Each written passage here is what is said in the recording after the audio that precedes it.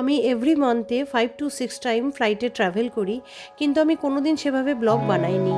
আমার মেয়েই আমাকে বলল যে মা তুমি তোমার সমস্ত এক্সপিরিয়েন্স রেকর্ড করে রাখো আর তুমি ব্লগ বানাও, তাই আমার আজকের এই blog. Hello everyone, good afternoon.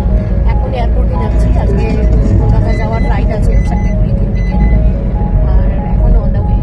Chandigarh থেকে কলকাতা যাওয়ার ফ্লাইট আছে আমার ম্যান আমাকে এয়ারপোর্টে পৌঁছে দিচ্ছে, আমি আর মেয়ে যাচ্ছি কলকাতায়। আমরা এখন চণ্ডীগড় এয়ারপোর্টে এসে গেছি, সমস্ত মানে সিকিউরিটি চেকিং বোর্ডিং সব কমপ্লিট। আমি আর মেয়ে এই যে বসে রয়েছি। মেয়ে আমাদের বোর্ডিং স্টার্ট হবে 4:30-তে আর ডিপার্চার হচ্ছে 5:20-তে।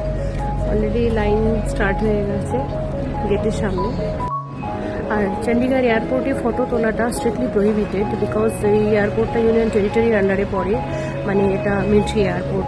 সেই কারণে এখানে যেখানে সেখানে ভিডিওগ্রাফি করা, ফটো তোলা এগুলো একদমই নট অ্যালাউ। আমাদের ফ্লাইটে বোর্ডিং হয়ে গেছে, আর কিছুক্ষণের মধ্যে ফ্লাইটটা ছাড়বে। অলরেডি ছেড়ে দিয়েছে flight.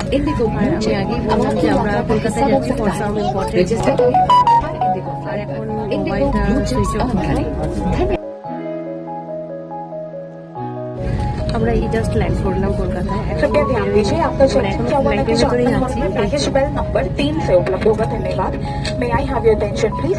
You may collect your checked luggage from baggage belt number 3। Thank you.